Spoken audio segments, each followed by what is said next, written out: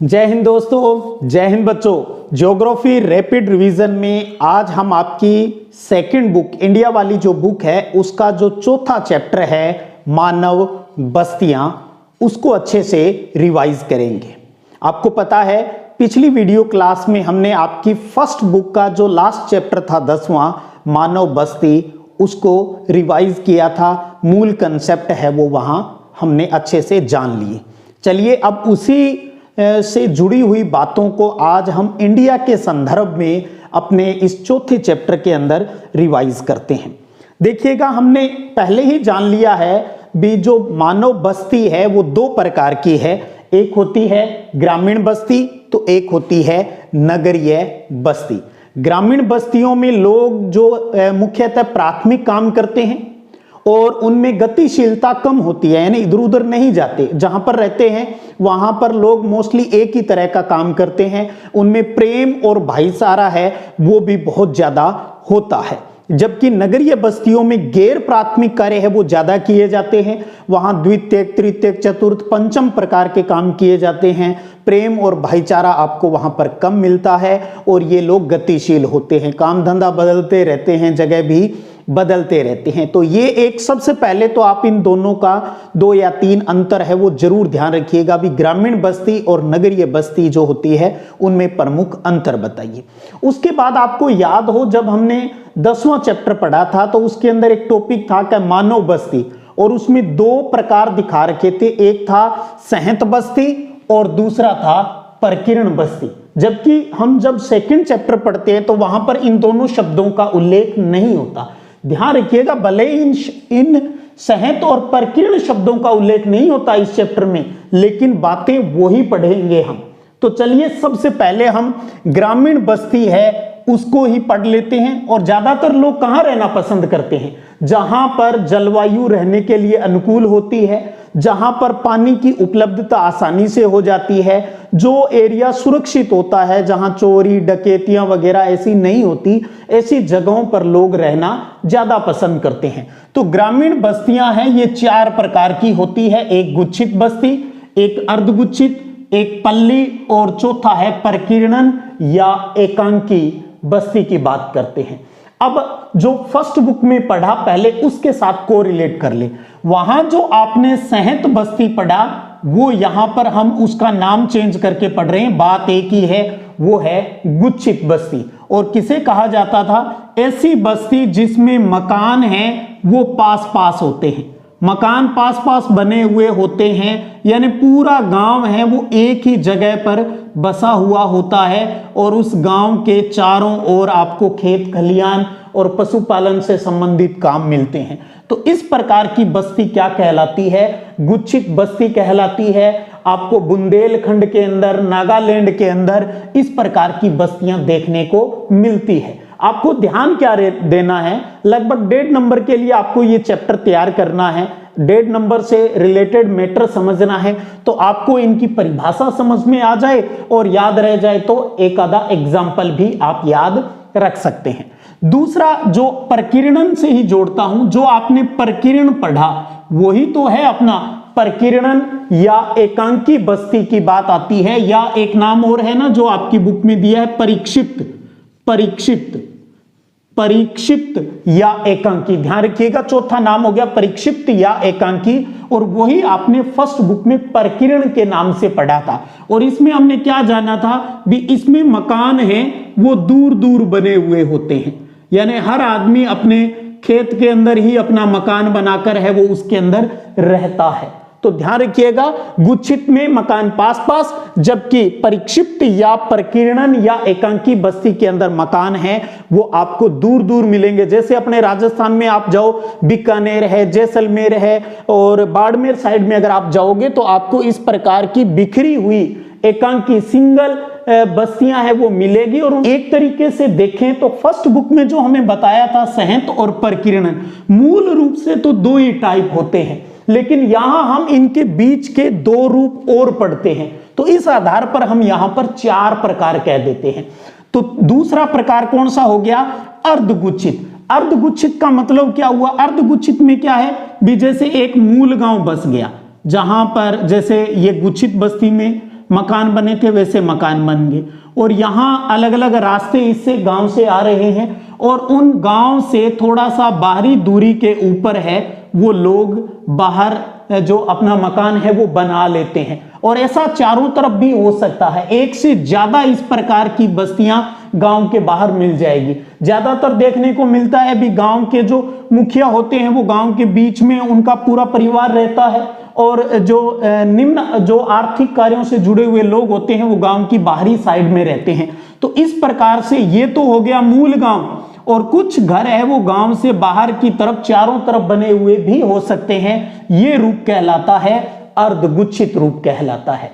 और फिर एक टाइप और आ जाता है पल्ली, इसमें कोई मुख्य बस्ती नहीं होती। जैसे ये एक मुख्य गांव हो गया, सारे घर पास पास है, ऐसा इसके अंदर है वो नहीं होता है, बल्कि यहां पर जैसे ये 2-4 मकान यहां पर बन गए, फिर कुछ दूरी छोड़कर 2-4 मकान, 5, 7, 10, 15 मकान यहां बन गए, ऐसे ही किसी दूसरी जगह पर मिल गए, जिसको हम कहूं भी हमारे इलाके में कह दिया जाता है जैसे भी चक है, भी चक बन गए।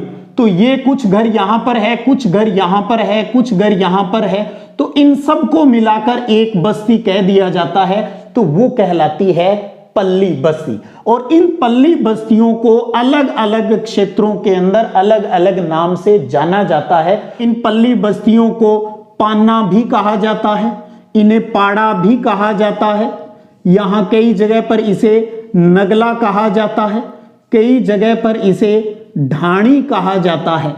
तो पल्ली बस्तियों के ये स्थानीय नाम है पान्ना, पाड़ा, नगला और पाली भी कहते हैं। तो ये 5 नाम हैं, कोई 2-4 नाम आप जरूर ध्यान में रख लीजिएगा, कई बार बोर्ड परीक्षा में पूछ लेते हैं भी पल्ली बस्तियों के स्थानीय नाम हैं वो लिखिए। तो चलिए अब हम रुक करते हैं नगरीय बस्तियों की तरफ। वैसे देखें तो कोई नगर के लिए कोई उपयुक्त एक परिभाषा नहीं है।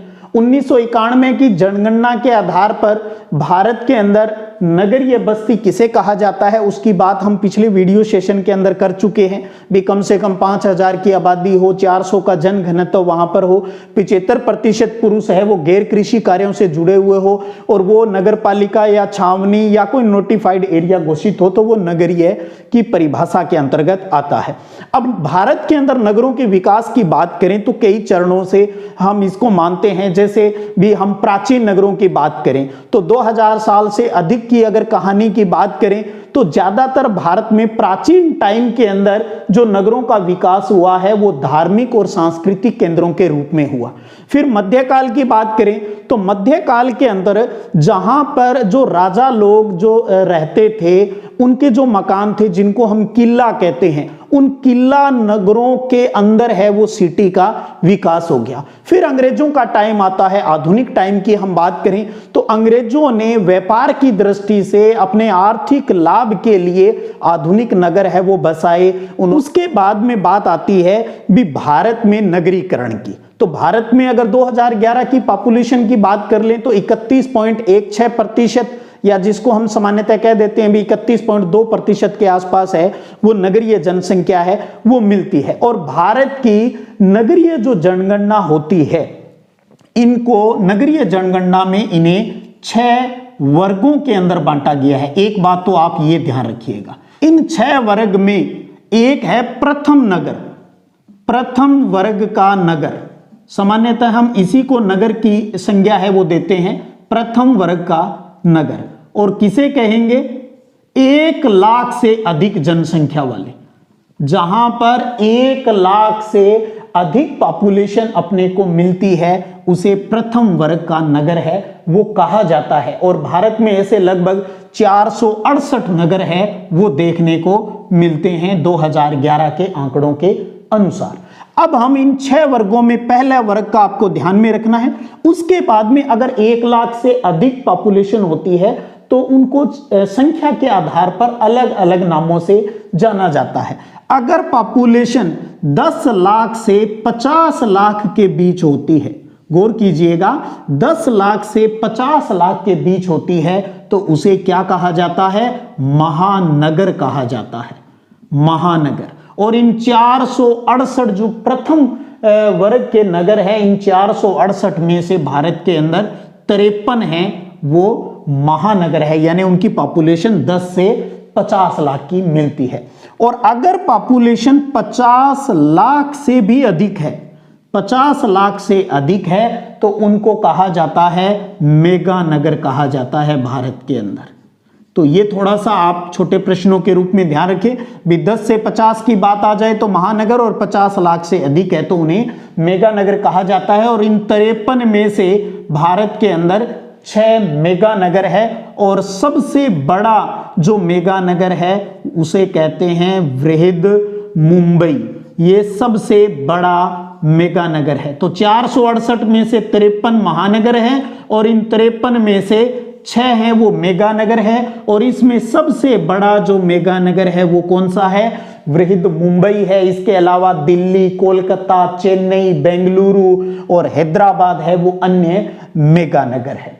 अब ध्यान दीजिए, ये जो महानगर और मेगा नगर है, जब इनके आसपास की संख्या इसमें बढ़ती जाती है तो इसे नगरीय संकुल कहा जाता है। ये भी आप समझ सकते हो, नगरीय संकुल कहा जाता है। और एक नगरीय संकुल के लिए 3 प्रकार के संयोजन हो सकते हैं, यानी कोई चीज 3 तरीके से जुड़ जाती है तो उसे हम नगरीय संकुल कहते हैं। ये भी एक 1.5 नंबर का अच्छा क्वेश्चन निकल सकता है भी, एक नगरीय संकुल बनने के 3 संयोजनों को बताइए। एक संयोजन तो ये हो सकता है भी, जैसे मैं नगर के लिए n शब्द यूज कर दूं भी, ये कोई नगर है।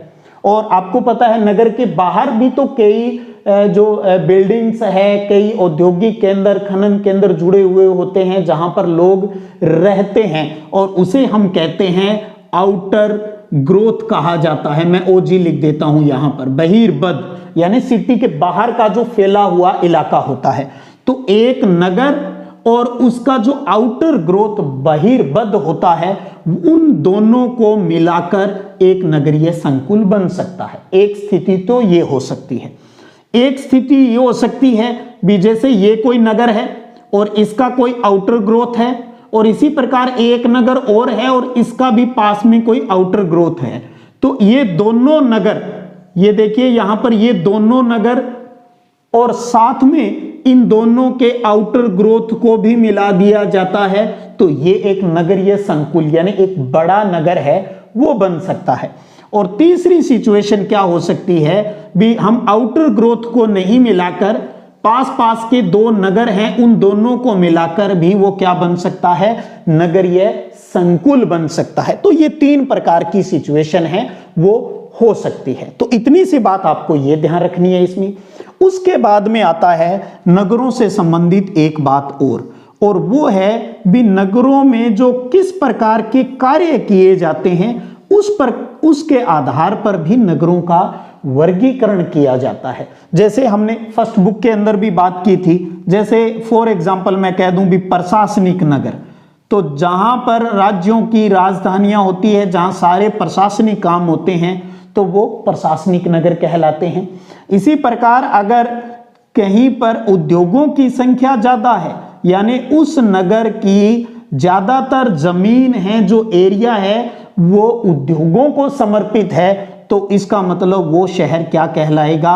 औद्योगिक नगर कहलाएगा। इसी प्रकार अगर किसी नगर का खनिजों से संबंधित ज्यादा एरिया उसके अंदर है, जहां यानी उस नगर का ज्यादा एरिया खनिजों से भरा हुआ है और उसके लिए जाना जाता है, तो वो खनन नगर कहलाता है। साथ में आपको इनके एग्जाम्पल भी याद रखने हैं। अब एग्जाम्पल याद रखने की मुझे नहीं लगता कोई आवश्यकता है, क्योंकि हम भारत के औद्योगिक क्षेत्र पढ़ते हैं, तो उन औद्योगिक क्षेत्रों की कोई भी नाम लिख दीजिए। भारत में कहां कहां खनिज मिलते हैं उन खनिजों के नाम लिख दीजिए। अगर आपसे पूछ ले भी 2 खनन केंद्रों के नाम बताओ, जो 2 औद्योगिक नगरों के नाम बताओ, तो इजीली आप लिख सकते हो। इसी प्रकार अगर जहां आर्मी से जुड़ा हुआ काम होता है उसे हम कहते हैं गैरीशन नगर या छावनी नगर कहा जाता है। जैसे अपने जालंधर के अंदर है, महू के अंदर है, बबीना में, अंबाला में, इस प्रकार के आपको गैरीशन छावनी नगर है वो देखने को मिलेंगे। और अगर कोई जो क्षेत्र है वो धार्मिक दृष्टि से ज्यादा फेमस है, वहां पर मंदिर मस्जिद गुरुद्वारा है, लोग ज्यादा से ज्यादा वहाँ अपनी धर्म से संबंधित क्रियाओं को संपन्न करने के लिए जाने जाते हैं, तो वो कौन सा हो गया, धार्मिक नगर हो जाता है।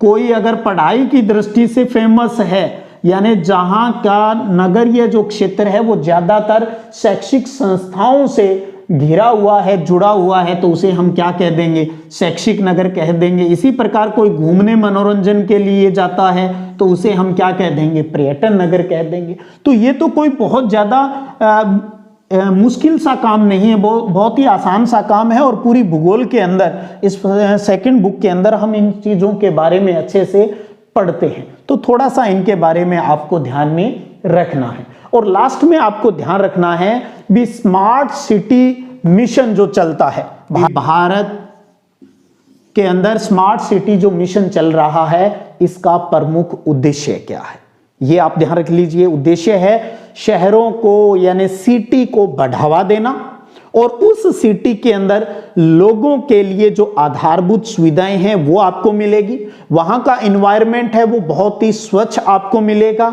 और एक बेहतर जीवन प्रदान किस प्रकार से किया जा सकता है उससे संबंधित सारी चीजें उस शहर में आपको मिलेगी, और सारी चीजें बहुत ही सस्ती दरों पर मिलेगी। और ऐसा शहर इस योजना के तहत विकसित होता है तो वो दूसरे शहरों के लिए एक लाइट हाउस का काम करता है, यानी दूसरों को प्रेरित करने वाला होगा। तो स्मार्ट सिटी मिशन का थोड़ा सा उद्देश्य है, वो भी आप जरूर देख लीजिएगा। तो ये था अपना सेकंड बुक का चौथा चैप्टर, जिसको हमने फर्स्ट बुक के 10वें चैप्टर के साथ को रिलेट करके हमने यहां अच्छे से उसको समझा है, क्योंकि दोनों चैप्टर आपस में जुड़े हुए हैं। तो अच्छे से आप इनको भी रिवाइज है वो कर लीजिएगा। आपके कमेंट का बेसब्री से इंतजार रहेगा, और अगले वीडियो सेशन में अगले चैप्टर को लेकर हम हाजिर होंगे। Geography rapid revision first book का 5वां चैप्टर प्राथमिक क्रियाओं को लेकर। तब तक इसी प्रकार बने रहिएगा। जय हिंद, जय भारत।